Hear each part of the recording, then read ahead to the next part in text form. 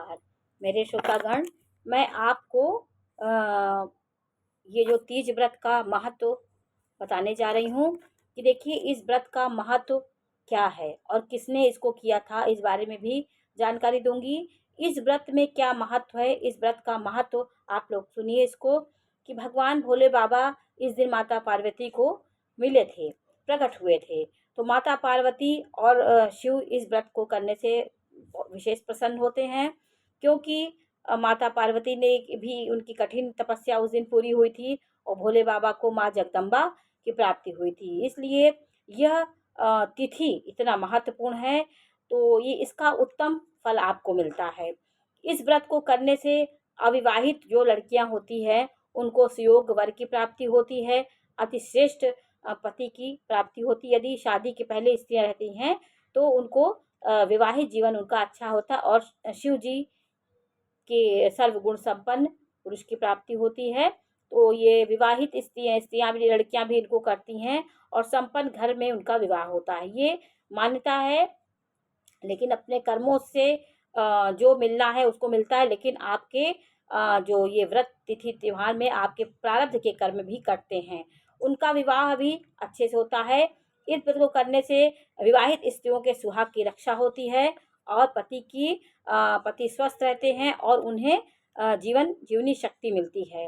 रोग से भी और दीर्घायु के को प्राप्त होते हैं। इस व्रत को करने से सुख समृद्धि की प्राप्ति होती है। भगवान भोलेनाथ और माता पार्वती की असीम कृपा आपके ऊपर रहती है। संपूर्ण जीवन सुखमय व्यतीत होता है और इसके अंत में शिवलोक की प्राप्ति होती है। इसको बहुत विधि विधान से आपको करना चाहिए। पति पत्नी साथ में करें तो और अच्छा है, पति को भी करना चाहिए, क्योंकि माता पार्वती का जो शिव जी का मिलन हुआ था तो शिव जी ही भी उनको प्राप्त किए थे। तो पुरुष को भी इसमें सहयोग करना चाहिए। तो इसमें मिट्टी की मूर्ति बना करके विधि विधान से जो पूजा का विधि विधान होता है उसको जिस तरह के आपके यहाँ परंपरा है उस हिसाब से आप इसको पूजा करें। इस व्रत को किसने किया था इस बारे में मैं एक कथा है कि द्वापर युग में जब महाभारत का युद्ध समाप्त हो गया, पांडवों को राज्य प्राप्त हो गया, तब चारों ओर सुख शांति हो गई। भगवान श्री कृष्ण भी द्वारिका चले गए। बहुत दिनों के बाद एक दिन भगवान श्री कृष्ण स्वयं ही पांडवों का हाल जानने के लिए हस्तिनापुर गए। तब सभी पांडवों ने उनका बड़ा आदर सत्कार किया। तब द्रौपदी ने उनसे पूछा कि हे कृष्ण, हे मधुसूदन, आप आदि मध्य अंत से रहित हैं, आपकी माया का कोई पार नहीं है, आप सर्वज्ञ हैं और आप ही परमेश्वर हैं। आप मुझे ऐसा उपाय बताएं कि हम स्त्रियों को सभी प्रकार से रोग शोक और पापों से मुक्ति प्रदान करें और हमें सुख शांति प्रदान करें। आप कोई ऐसा उपाय बताएं जिससे सभी स्त्रियों को धर्म मार्ग में प्रेरित करें, जो आदर्श वसूल और धर्म मार्ग में ये व्रत हमें प्रेरित करता है। तो द्रौपदी ने श्री कृष्ण से पूछा। यह सुनकर भगवान श्री कृष्ण बोले, हे द्रौपदी, तुम धन्य हो, क्योंकि तुमने केवल अपने लिए नहीं बल्कि समस्त स्त्री जाति के लिए हित के लिए प्रश्न किया है। अब मैं तुम्हें ऐसा ही उपाय बताता हूँ। उस उपाय का नाम है हरतालिका तीज। तो श्री कृष्ण ने द्रौपदी को इसको बताया था कि भगवान श्री कृष्ण ने आगे कहा कि हे द्रौपदी, इस हरतालिका तीज के व्रत के अंतर्गत भगवान शंकर और माता पार्वती की पूजा की जाती है। भगवान शंकर अजर अमर हैं और अविनाशी हैं और महान योगी हैं। यह सहज में ही प्रसन्न हो जाते हैं और भोलेनाथ इस प्रकार के भोलापन उनके अंदर है। वो अगर कठिन तपस्या देख लिए तो वो किसी की नहीं सुनते, आपको वरदान देके रहेंगे। अतः इनकी पूजा करके कोई भी स्त्री सौभाग्य को प्राप्त हो सकती है। भगवान श्री कृष्ण ने कहा, हे द्रौपदी, अब मैं तुम्हें यह प्रसंग सुनाता हूँ जिसके आधार पर यह व्रत किया गया है। अब उन्होंने भगवान कृष्ण जी ने द्रौपदी को कहानी बता रहे हैं कि भगवान श्री कृष्ण बोले कि भारत देश में हिमालय नामक एक महान पर्वत है। वह विश्व के सभी पर्वतों का राजा है। हिमालय पर्वत वह सदा ही बर्फ से ढका रहता है। उसके निकटस्थ, उसके पास ही क्षेत्रों में भिन्न भिन्न प्रकार के वृक्ष हैं। अनेकों प्रकार के पशु पक्षी वहां पर विचरण करते हैं। तो आप विचरण करते हैं और वहाँ सुख शांति रहती है। देव गंधर्व आदि सदैव ही वहाँ घूमते रहते हैं। वो हिमालय पर्वत इतना पावन, इतना सुंदर और इतना मनमोहक है। इन पर्वतराज हिमालय ने मनुष्य तन धारण करके मैना नामक स्त्री से विवाह किया था। तो हिमालय पर्वत जो आज भी है, उन्होंने रूप धारण किया। ये पर्वतों में शक्तियाँ होती हैं। ये रूप धारण करके हिमालय पर्वत एक तन धारण किए और मैना जो पार्वती जी की माता थी उनसे विवाह किए और फिर सुखपूर्वक अपना जीवन यापन करने लगे। फिर उनके घर में एक सुंदर कन्या का जन्म हुआ जिसका नाम उन्होंने उमा रखा। पर्वतराज हिमालय की पुत्री होने के कारण उनको पार्वती भी कहा जाता है। पर्वतराज की पुत्री पार्वती कहा जाता है। उमा नाम भी है, पार्वती नाम भी है। एक बार पर्वतराज हिमालय अपने महल में विश्राम कर रहे थे। नारद मुनि उनसे मिलने के लिए आए। हिमालय ने उनका बहुत आदर सत्कार किया और उनको उत्तम आसन प्रदान किया। फिर हिमालय ने अपनी पुत्री को वहां बुलाया और नारद जी से कहा कि यह मुनिवर, आप तो त्रिकालदर्शी हैं, त्रिकालज्ञ हैं, तीनों कालों को जानने वाले हैं। हिमालय ने नारद से कहा, कृपया करके इस कन्या का भविष्य मुझे बतलाएं। यह सुनकर नारद मुनि ने कहा, आपकी कन्या सुलक्षणा और सभी प्रकार के उत्तम गुणों से युक्त है, लेकिन इसका विवाह किसी परिवारहीन, सुखों से उदासीन, तपस्वी और योगी व्यक्ति से होगा। तो वो पहले ही उनको बता दिए, क्योंकि ज्योतिष में और आपके ललाट में, आपके हस्त में ऐसे आपकी भविष्य की बहुत चीज़ें लिखी हुई हैं। वो सही जानकार इंसान ही उसको जान सकता है जो ज्योतिष का मर्मज्ञ हो।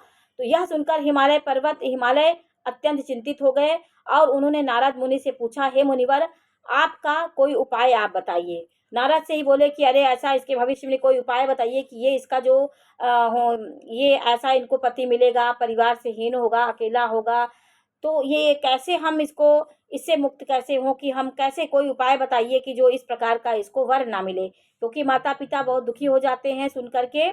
तब नारद मुनि ने कहा कि हे हिमवान, विधाता ने जो लिख दिया किसी के ललाट में, वो भाग में लिख देते हैं, वो मिटता नहीं है, तो उसका असर थोड़ा सा कम होता है।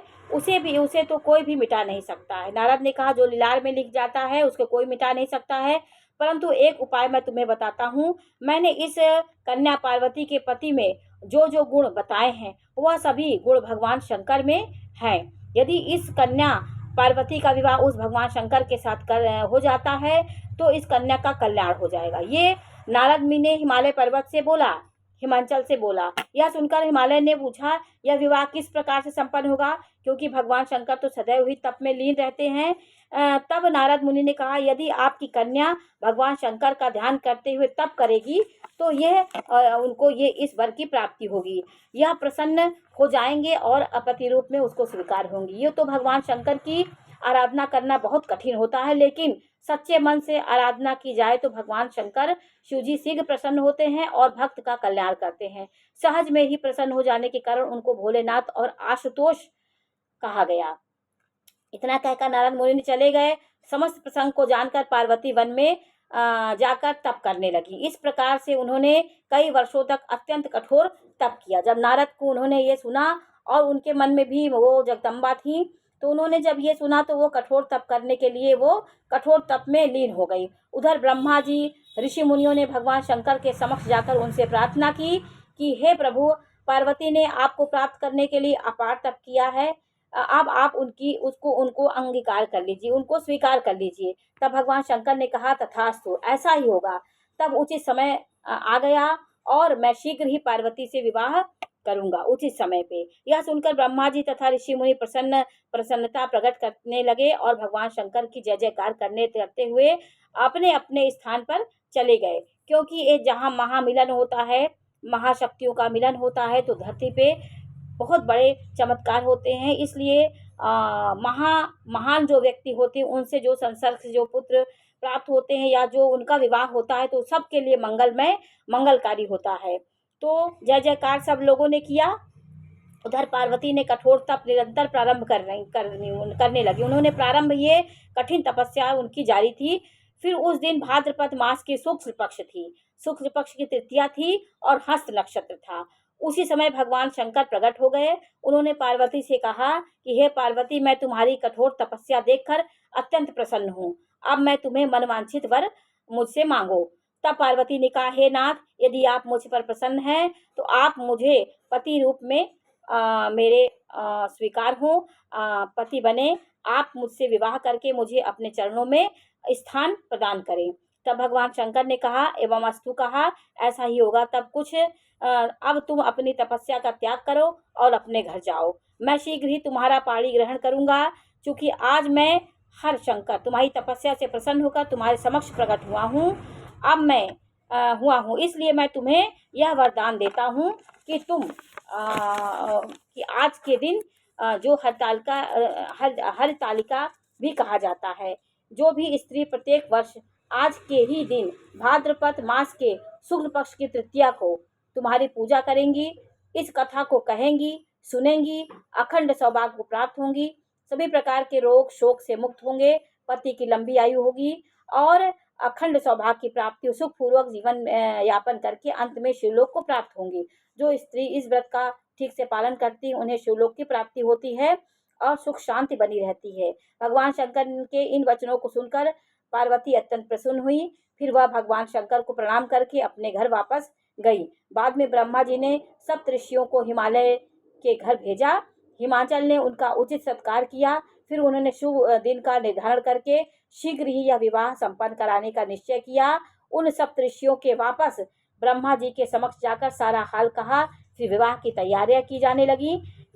फिर निर्धारित तिथि फाल्गुन मास की कृष्ण पक्ष की त्रयोदशी भगवान शंकर की बारात आई। जब हम शिवरात्रि करते हैं तो इतनी ये भादव था। भादव के बाद जब फागुन आया तब भगवान भोले बाबा का विवाह हुआ। विवाह तय होने के बाद भी कितने दिन पार्वती ने इंतजार किया, तो फिर फागुन मास की कृष्ण पक्ष की त्रयोदशी पर भगवान शंकर अपनी बारात के साथ लेकर आए। उनकी बारात में ब्रह्मा विष्णु जी समस्त सूर्यगण शिव जी के गण इत्यादि सब लोग उनकी बारात में थे। तो फागुन मास की त्रयोदशी जो होती है वो जब शिवरात्रि होती उस दिन शिव जी का विवाह हुआ। ये फिर दैविक रीत से भगवान शंकर और पार्वती का विवाह संपन्न हुआ। इस प्रसंग को सुनकर भगवान श्री कृष्ण ने द्रौपदी से कहा, हे द्रौपदी, जो भी स्त्री प्रत्येक वर्ष भाद्रपद के शुक्ल पक्ष की तृतीया को हरतालिका व्रत करती है वह अखंड सौभाग्य प्राप्त करती है। इस व्रत को करने से भगवान शंकर माता पार्वती की कृपा प्राप्त होती है। जो स्त्री भक्ति युक्त चित्त से इस सर्वश्रेष्ठ व्रत को करती है तथा उनकी कथा सुनती है, उनके सभी रोग शोक पाप नष्ट हो जाते हैं। वह सुख समृद्धि प्राप्त हो करती है और जीवन के समस्त प्रकार के सुखों का उपभोग करते हुए अंत में शिवलोक को प्राप्ति होती है। तो ये कहानी श्री कृष्ण ने द्रौपदी को सुनाई। तो और इस व्रत का महत्व उन्होंने श्री कृष्ण जी ने माता वो द्रौपदी को बताई। और आपको इसकी और कहानियाँ भी हैं कि और कहानियों में बहुत चीज़ें हैं। इस व्रत में आपको श्रृंगार का सामान चढ़ाना चाहिए। फूलों जो शिव जी को जो प्रिय फूल है, मंदार पुष्प जैसे है, शमी का पत्र है, धतूरे का पुष्प है और कनेल का पुष्प है, इन सब पुष्प को आप चढ़ाना चाहिए। और शिव जी को केतकी के फूल कभी नहीं चढ़ाना चाहिए। केतकी का फूल को श्राप मिला था, उनको शिव जी को नहीं उनको चढ़ाना चाहिए। तो ये सब चीज़ें हमारे इसमें बताई गई हैं।